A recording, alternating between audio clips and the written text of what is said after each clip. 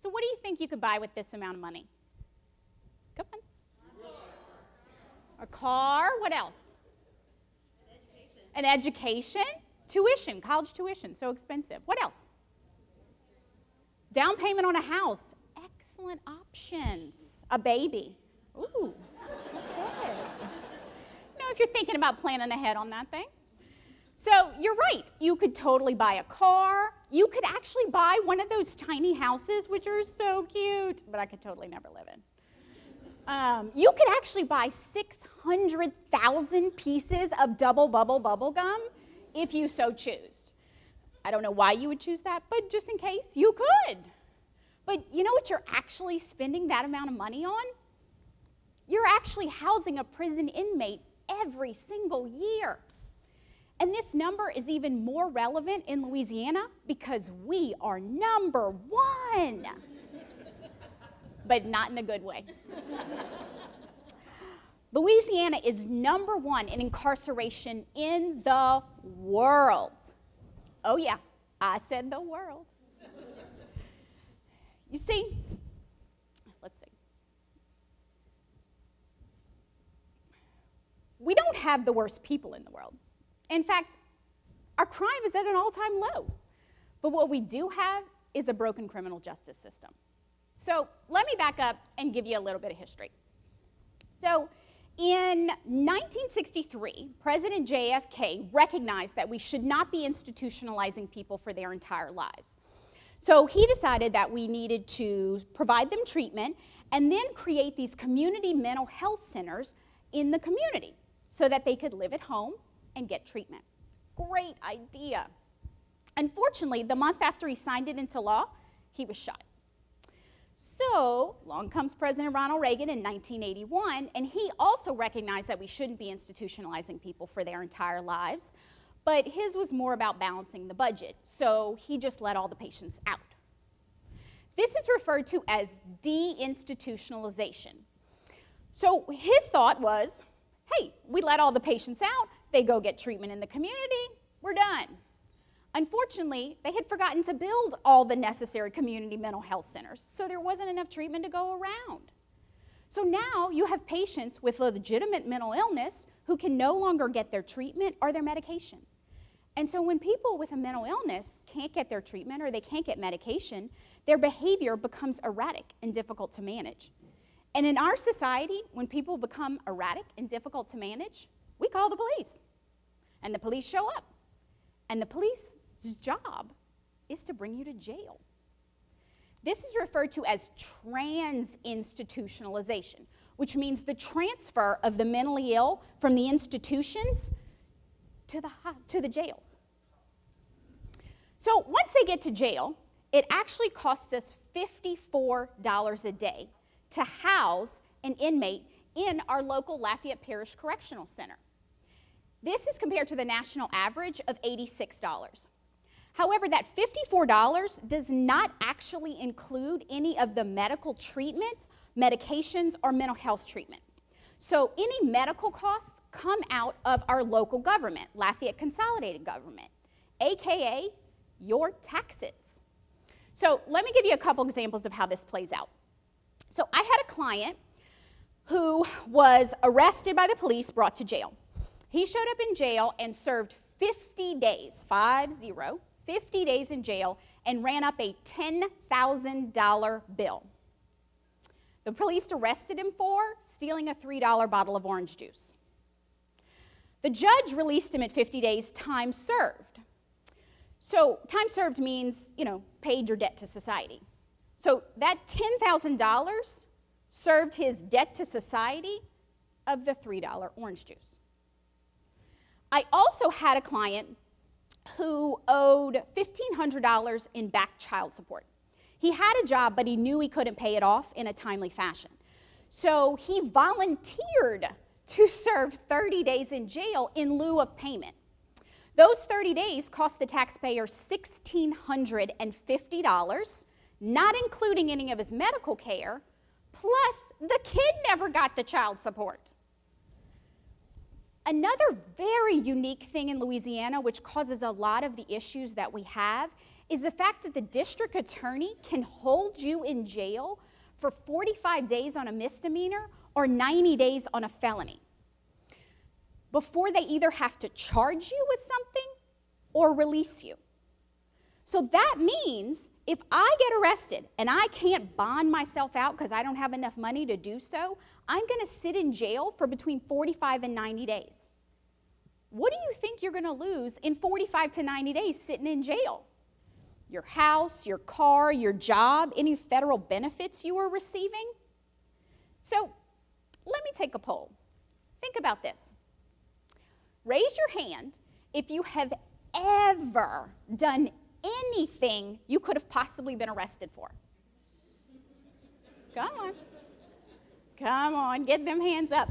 Look, my hand goes up too. Me too, but that's not what this talk is about. What we are talking about is the fact that you could be in jail for something you did in high school or college or even last week. So eventually these people who we arrest will get out. 95% of the people that we arrest will get out within their lifetime. So for better or for worse, they're coming back to our community. And the reality is worse. 68% nationally and 43% locally will recidivate. Ooh, recidivism. Really big, hard to pronounce word, but all it means is go back to jail. So 43% of the people that we release will return to incarceration within 3 years. So I have been the treatment programs manager for the Lafayette Parish Sheriff's Office for the last 10 years. I can't even begin to tell you the stuff I've seen and heard, but I'll give you a couple examples. So I have seen a judge sentence an offender to jail for stabilization because there's no mental health beds available. I've seen a substance user cycle through the system over and over and over again because they don't have the skills nor the abilities to change their behavior. And I have seen a person with mental illness who wants treatment, who knows they need help, but they don't have the money or the insurance to get it. So now that I have completely terrified you, I promise there's good news. And the good news is there is a way to combat this nationally growing problem. And we are doing it right here in Lafayette. Diversion programs. What we realized early on is that our jail had to do more. We had an opportunity to make vast changes to the community. We had the people, we just needed the services. So first came education, and then life and job skills, and then we had substance abuse and mental health treatment. So let me give you a breakdown of how this works. So a person gets arrested in the community, they come to jail. At intake, they are screened for their risk to the community and their level of need. And based off this risk and need assessment, it's determined whether they qualify for services and which service is the most appropriate one for them to go to. So I'll tell you about the services.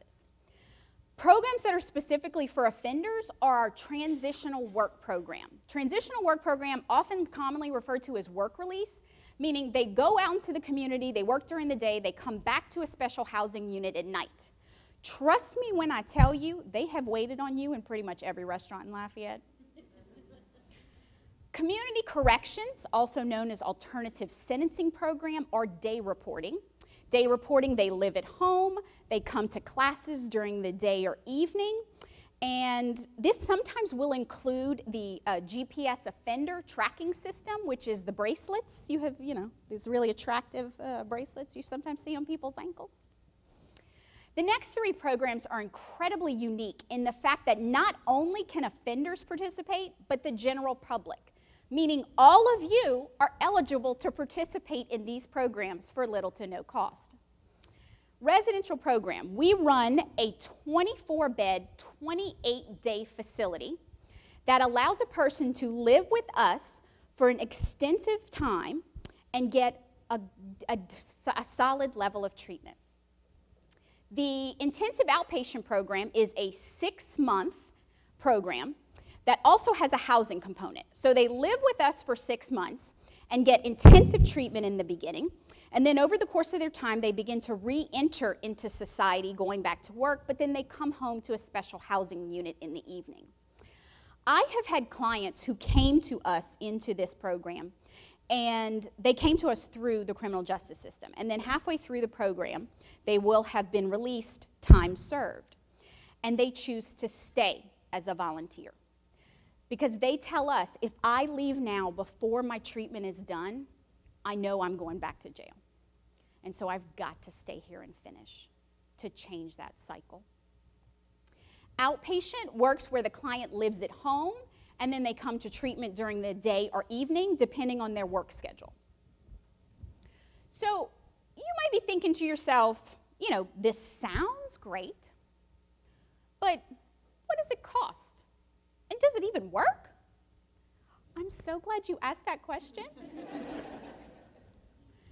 So, an independently conducted study showed that our programs cost between $22 and $34 a day and have a recidivism rate of between 14 and 19%. This compared to the national and local averages you see on the screen.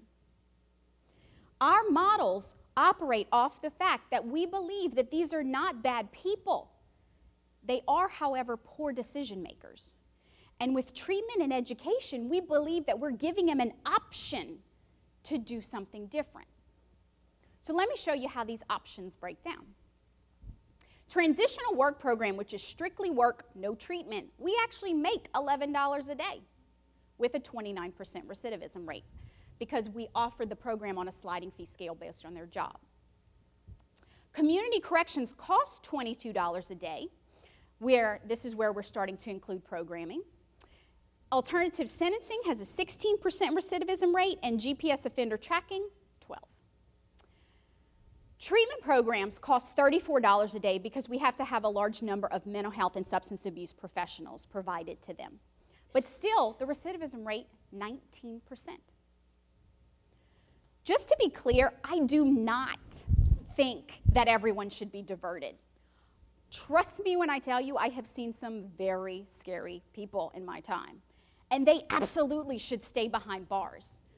But what I am saying is the majority of people can be rehabilitated, or at the very least given the chance to try something different. But jail is not treatment. If jails worked in changing behavior, why do we have such a high return rate for our ridiculously expensive investment? So, where do we go from here?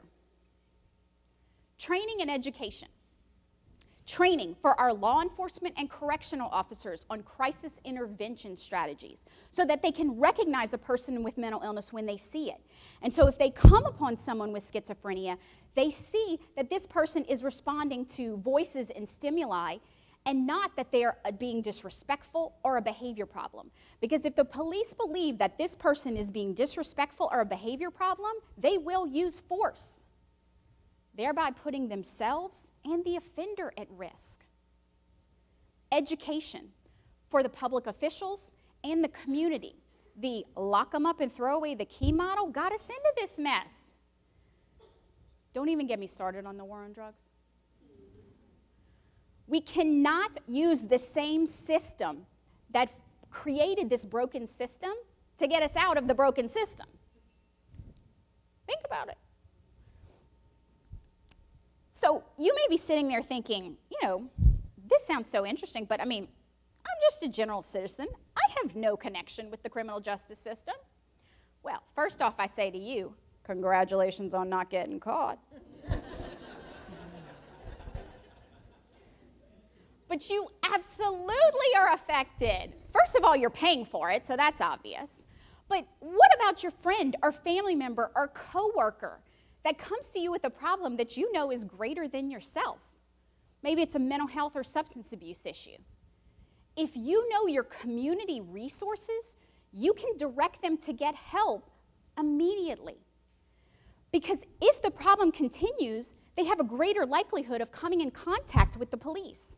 And once you get involved in the criminal justice system, it is very, very difficult to get out of it. Jails and prisons will always be reactive. But the community has the opportunity to be proactive. Get help now. I do not want to meet you in jail. But if you end up there, we can help you. Thank you.